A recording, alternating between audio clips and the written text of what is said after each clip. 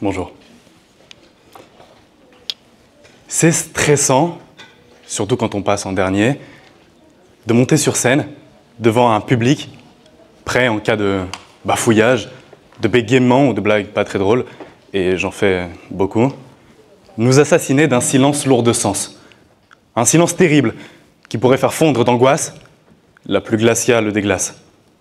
Et on m'a souvent répété, Naïm, si tu ne stresses pas avant de monter sur scène, ne t'inquiète pas, ça viendra en même temps que le talent. Et à vrai dire, je n'ai pas bien compris ces quelques mots, car ce soir, mesdames et messieurs, chers jurys et chère audience, je ne stresse que très peu. À vrai dire, je suis même plutôt détendu. Pourtant, Dieu seul sait à quel point, visiblement, du talent il m'en a conféré.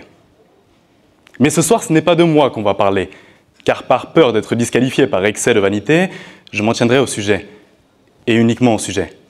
Celui qui m'a été assigné, pour lequel je n'ai même pas pu négocier, mais si Centaure a-t-il parfois raison, en ce qui me concerne, moi, je n'ai jamais tort. Et je crois même qu'eux et moi, on se ressemble énormément. Une créature chimérique, mi-homme, mi-cheval, à peu près comme moi, ils sont en haut homme et en bas cheval. Cette créature mythologique me passionne énormément, une dualité parfaite entre raison et passion, nature et culture. Il représente mieux l'homme que l'homme ne se représente lui-même. Le même homme qui pose à la fois des bombes et des fleurs, crée des religions et des guerres, des addictions et leurs remèdes, des je t'aime et des je te quitte, des salles de sport et également de très bonnes frites. L'homme est celui qui représente le mieux cette dualité intérieure. Pas besoin d'avoir le corps scindé en deux pour comprendre que sa logique l'est. Pas besoin d'avoir des sabots pour avoir les mains sales, ni de rouler en Bugatti pour avoir la sagesse de Chiron. On dit des centaures qu'ils étaient des créatures perdues entre raison, passion, bien, mal, sauvagerie et harmonie. On disait d'eux que s'ils étaient autant hybrides dans leur façon de se comporter, c'est parce qu'ils étaient mi-hommes, mi-bêtes sauvages. Mais moi je pense que c'est bien parce qu'ils étaient à moitié hommes qu'ils étaient à moitié sauvages. Alors ce soir, c'est avec la sagesse de Chiron et la spontanéité de Pholos que je vais vous témoigner la vérité. Car si Centaure, on a toujours raison, la raison elle-même a-t-elle toujours tort? Tort de croire qu'elle est omnipotente, d'imaginer qu'elle est autosuffisante, toute fantasmée des réalités totalement délirantes. Et Socrate disait, puisqu'on parle de mythologie grecque, tout ce que je sais, c'est que je ne sais rien. Ce que j'aimerais rajouter, c'est que moi je sais tout, et que eux ne savent rien. Les pauvres sont perdus, ils n'y voient rien. C'est des idiots, de sales vauriens. Ils pensent mieux savoir que moi, alors que la connaissance m'est inhérente. Elle coule en moi comme l'eau qui ruisselle de la montagne, dévale les pentes de mon logos, puis se jette dans ma rivière de connaissance. Pour in fine finir dans un fleuve de savoir, une mer de certitude et un océan de vanité. Car sans remise en question, on pense tout savoir. On s'en enorgueillit jusqu'à en mépriser les autres. N'avoir aucun tort, c'est peut-être possible. Mais sans admettre le moindre tort, alors, tu n'atteindras jamais la vérité. La vérité se construit de remise en question. Elle est un processus de je sais, puis de je ne sais pas. De j'ai cru savoir, et de je ne sais plus rien. Sans tort, on n'a jamais raison. Car si l'on s'endort de remise en question, alors, on se prive d'avoir raison. La vanité et l'orgueil sont les deux ennemis les plus féroces des centaures. C'est eux qui les combattent le plus ardemment et qui leur fait perdre chaque bataille sans même fournir le moindre effort. Car le combat le plus cruel est celui qu'on a avec soi-même. Le toi, plein de certitude. Le toi, plein de doute. Le vous, plein d'arrogance. Et le vous, manquant de confiance. Et surtout, le nous, qui pensons mieux savoir que les autres, alors que ni toi ni moi ne savons mieux l'un que l'autre. Alors ce soir, je n'affirmerai rien. Je suis Socrate. Je pose simplement les questions et je remplacerai tous les points finaux par des points d'interrogation. Par peur de penser avoir raison, je n'attesterai de rien. Je suis votre maïoticien et je vous ferai accoucher de mon discours. Ces mêmes paroles qui étaient déjà en vous depuis le début. Vous connaissez le dicton? Les écrits y restent, les paroles s'en vont, les miennes s'envolent, ce soir à vos oreilles, et vous transpercent les tympans de vérité. Et puis merde, je ne sais même plus si j'ai raison, si je fais preuve de vanité. Vous savez quoi? Je ne veux plus rien affirmer. Et j'aimerais vous laisser être les seuls décisionnaires de cette finalité. Merci.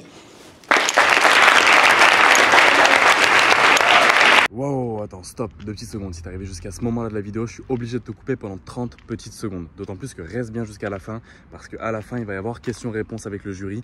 Et vous allez voir, c'est extrêmement intéressant. Abonne-toi également, si ce n'est pas déjà fait. Mais par contre, si t'es arrivé jusqu'à ce moment-là de la vidéo, c'est que l'éloquence, c'est quelque chose qui t'intéresse. Et je vais directement briser tes croyances. Ce qui a fait que j'ai remporté ce concours d'éloquence et ce qui a fait que les personnes qui m'écoutaient étaient autant captivées par ce que je racontais, c'est pas parce que je suis éloquent, mais c'est parce que j'ai réussi à développer ce qu'on appelle le charisme oratoire. C'est quelque chose dont personne ne parle, mais c'est quelque chose d'extrêmement important. Le charisme oratoire, c'est la capacité à mêler charisme et art oratoire et faire en sorte de captiver ceux qui sont en train de vous écouter. Et vous savez quoi? J'ai créé une formation, premier lien dans la description, vidéo, où vraiment je vous donne toutes mes expériences et tout ce que je sais à propos du charisme oratoire pour métamorphoser vos prises de parole en public. Être capable, que ce soit dans la vie perso, pro, d'avoir un vrai charisme oratoire pour gérer un entretien d'embauche, développer des compétences sociales et oratrices totalement extraordinaires, avoir le poste de vos rêves, trouver la copine idéale, trouver le copain idéal, peu importe. Mais je vous apprends tout ça en vidéo. Tout le monde met des formations à 799 €. Non, moi, il n'y aura pas de ça. Allez voir en description. C'est l'une des formations les moins chères que vous trouverez dans le domaine et qui vous permettra de booster à 100% vos compétences en charisme oratoire. Je vous donne tout, tous mes secrets. C'est une méthode innovante et que vous n'aurez jamais vue ailleurs qu'ici. Alors cliquez.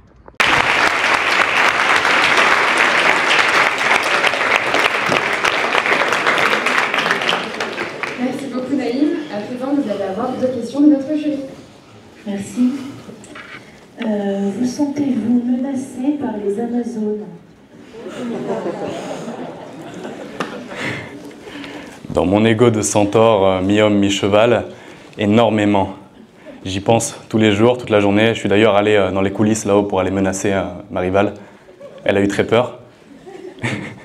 Et donc je pense qu'on se sent tous les jours oppressé, menacé par ces Amazones qui rêvent d'indépendance, qui rêvent de reconnaissance. Mais malheureusement, nous les centaures, on est des vrais hommes virils.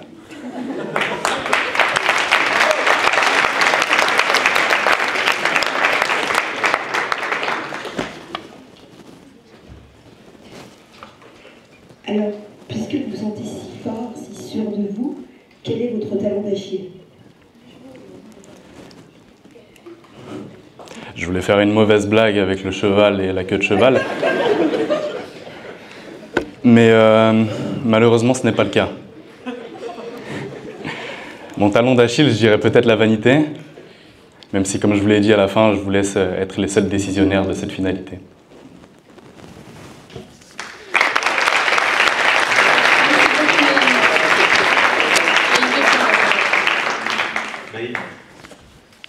Donc vous êtes extraordinaire. Extraordinaire, je sais pas. C'est ce que vous nous avez dit. Non, si c'est la question. Parce que, comme je l'ai dit, la vérité, c'est un processus de remise en question et de je ne sais, puis de je ne sais pas. Et je pense que sans ce processus de remise en question, on n'atteint jamais réellement la vérité. Et puis en fait, tout ça, c'était un petit peu une métaphore, une critique plutôt, des personnes qui pensent toujours avoir raison, qui ne se remettent jamais en question, alors que la plus belle des victoires, c'est justement l'aveu de faiblesse.